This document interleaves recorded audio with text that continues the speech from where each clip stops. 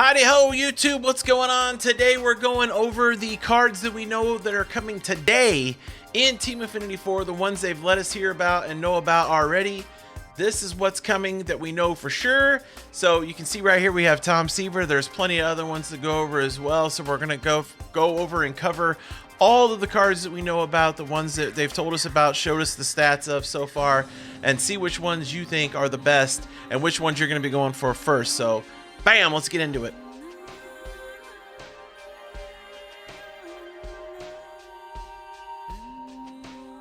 All right, first up, he's already on the screen, so we're going to go with Tom Seaver, 19 strikeout game. This is from 1970. He's got 119 stamina, 99 hits per 9, 125 K per 9, 87 walk per 9, 88 homer per 9, 95 pitching clutch, 88 control, 86 velocity, 97 break. Now, I'm going to tell you what problems I have with this card right here. And I can't show you anything else besides just pitch velocity because we only have that one screenshot. The biggest problem with Tom Seaver, this should be one of the best cards in the game, right? Especially with the strikeouts. He got the 125 strikeouts, 99 hits per 9. He has less hits per 9 than Edward Cabrera and many other cards of players that should be nowhere near Tom Seaver's best card stats, especially. And the fact that he only has 88 control, you know, and 80, it's just this card rubs me the wrong way. He does have the sinker. He's got a good speed differential on his changeup and especially his curveball. He's got a hard fastball.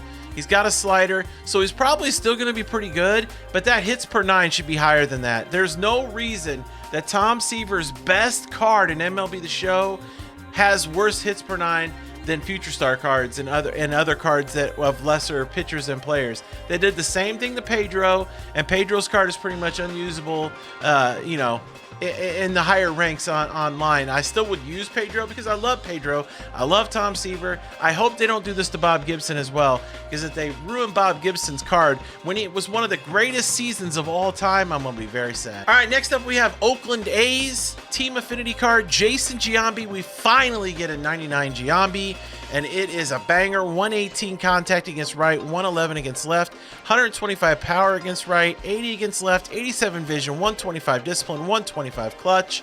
You know, he's a first baseman, so defense doesn't really matter all that much.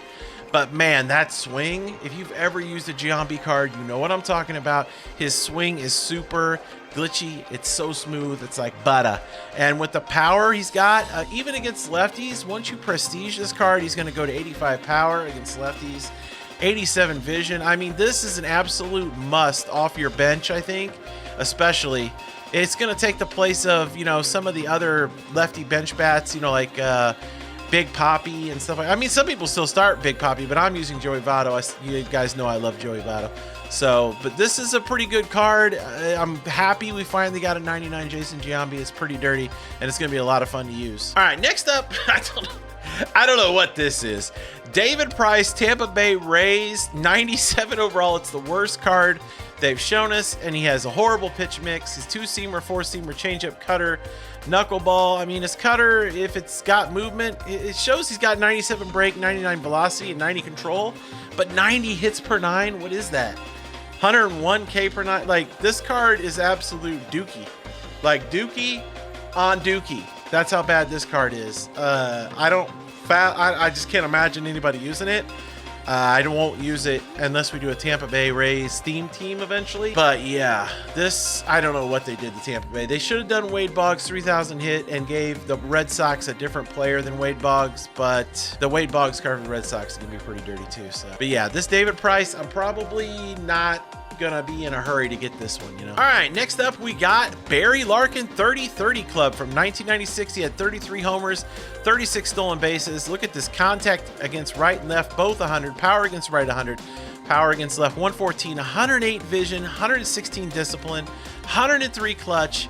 Tons of speed, great defender, good arm at shortstop. This is a legit shortstop option. The problem with Barry Larkin has always been his swing. No matter what stats they give him, it feels like he's swinging a wet noodle, like Ozzie Smith. He has way better offensive stats than Ozzie Smith, especially power-wise, but it just feels like his bat is just like hollowed out or something, and that's what he's swinging. I hope This year's different because I wouldn't mind using Barry Larkin. Don't tell how busy because it'll go to his head. So I don't want him to know that. But I wouldn't mind trying out Barry Larkin, especially when we do our Reds theme team build for ranked seasons eventually down the line. This will be a banger card right here. And I'm definitely going to add it to my team to try out eventually. Barry Larkin is one of the best shortstops of all time. Great player, great dude. So yeah, this is a banger card right here. And then we get to my second baseman, probably for the rest of the game cycle. Honus Wagner, 116 contact against right, 125 against left, 89 power right, 90 power left, which when we +5 those are going to go into the 90s. 118 vision, 79 discipline, 123 clutch. He's got 99 bunt and drag bunt. Look at his defense is amazing. He's got crap tons of speed. This is end game shortstop, second base, wherever you decide to put him. He can play 5 positions. He's going to be my second baseman. Jackie's going to lose his spot because Honus Wagner is so good in this game. The last time we had this card, it was just ridiculous. So I'm really, really looking forward to this Honus Wagner card and putting him at second base. I love Jackie, but I've been looking for a replacement, and this is him. The only reason he ain't going to shortstop is for another player that I'm getting ready to show you right now. Right here, Jimmy Rollins. We don't have any stats on Jimmy Rollins. They just gave us the reveal. It's his 2007 MVP card. This card's going to be absolutely disgusting. Jimmy Rollins is one of my favorite players to use in the game. His swing is so glitchy and quick, and he's fast. Let's go take a look at his 2007 stats. All right, here's his 2007 stats. He played every game in 2007. That's insane. 20 triples, 38 doubles, 30 homers, 94 RBIs, 41 stolen bases. He won a Gold Glove, Silver Slugger, MVP. He was insane, dude. This card is going to be an absolute banger. And the card art is great. I just can't wait. This is my shortstop probably for the rest of the game. I know I love Francisco Lindor as well, but man, Jimmy Rollins is just so good. I cannot wait to break this bad boy out. Here's Wade Boggs, the 99 overall Red Sox card, Silver Slugger. This is going to be another really good card. If we go look at his 1987 season, 1987, he had 40 doubles, 6 triples, 24 homers, which was the most he ever hit, 89 RBIs. He walked 105 times, hit 363, 461 on base, 588 slugging, 1,049 OPS, and a 174 OPS plus. And guess what? He finished 9th in the MVP voting. 9th in the MVP. Imagine the other 8 players in front of him with that season. He might get 80 power. If this card gets 80 power or just anything above 76, 75, 76, this thing's going to be a banger because he's got one of the best swings in the game. And I know George Brett is usually my endgame third baseman, but this might be the time that George gets dethroned. If this Wade Boggs has anything higher than 75 power, it's game on, and Wade Boggs will be my third baseman. Cleveland Indians, Bob Feller, 18 strikeout game from 1938. We all know Bob Feller is a badass. He throws hard. He's got a sinker. I think he's got a cutter. Either way, he should have outlier probably. He's going to be a disgusting card. The only problem with Bob Feller ever is his control, but Cleveland Indians got a good card here too. Just a really good pitcher, and like I said, the only thing that's ever wrong with Bob Feller is his control. Depending upon what they do with his control, this could be, in a lot of people's end game rotations. Atlanta Braves got 99 overall Signature Series Eddie Matthews. These ones I'm running through now, we don't have any stats on, but Eddie Matthews, great swing. Kevin Gio, he's a good defender. He's just got one of the best swings in the game. He hits left-handed. Unfortunately, I just prefer Wade Boggs, but, we'll definitely try this out. And when we play our Atlanta Braves theme team, yeah, we'll be using that card. The Angels, now this one I have a serious problem with. Jim Edmonds, first off, should never have a signature series as the Angels. His best seasons were with St. Louis, and it ain't even close. He should be a Cardinal Sig series.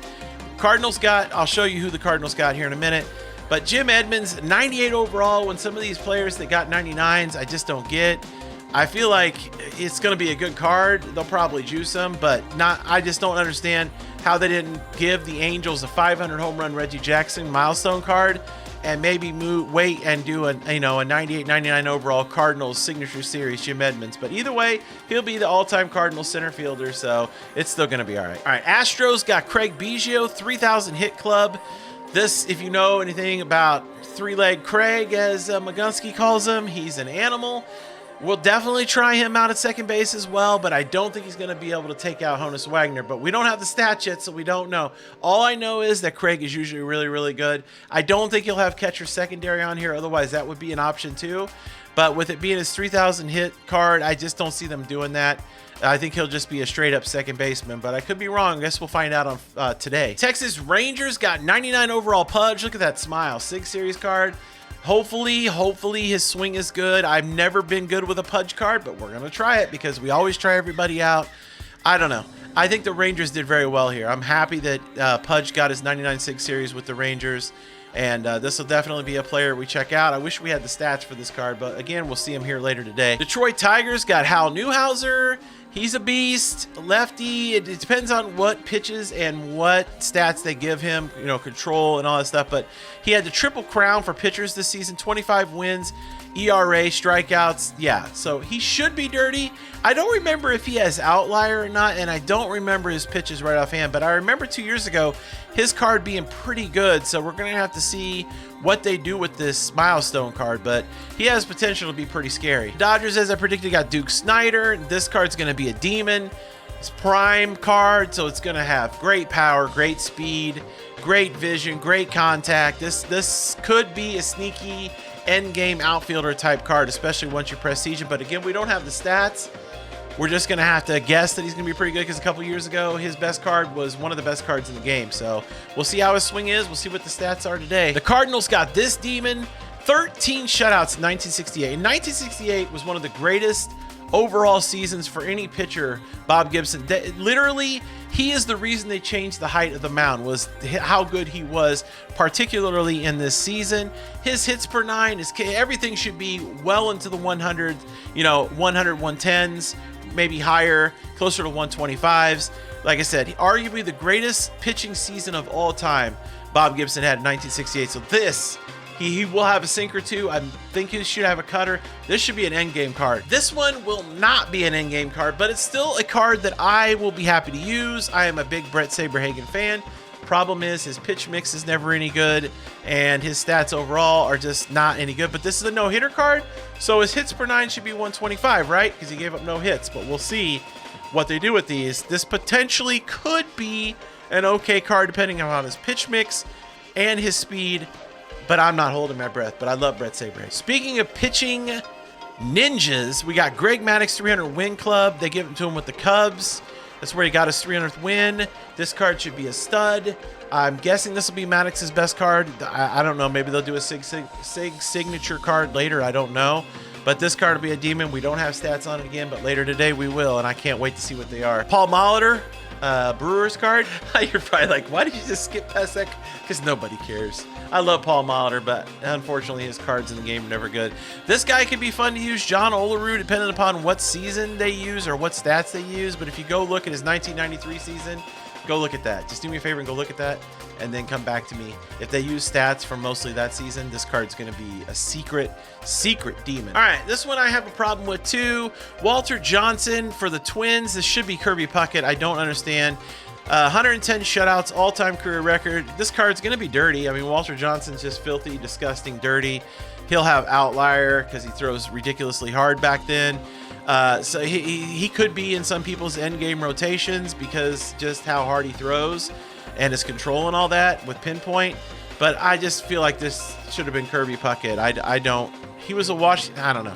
I just don't get it. I'm not a fan of this one. This one I am a fan of. Luis Gonzalez. 50 homer club. He had 57 homers in 2001. This was one of the best seasons for an Arizona Diamondback ever. And I know that Pitching Rebel's been talking about him getting this card eventually, and this is the real deal. His swing is great. His stats will be great. This should be this might be in a lot of people's endgame outfield for a while, if not for the rest of the year, because of how good his swing actually is. It just depends on the stats they give him and see how he plays out. But I'm actually excited to use this card. Then we got Marlins 6 series, Gary Sheffield. This will be a beastly card. If you remember the 99 from last year, it was so good. And this one's his 6 series, so the stats are going to be ridiculously high. This should be a really good card. I'm not sure what positions they'll give him. Maybe left, maybe third.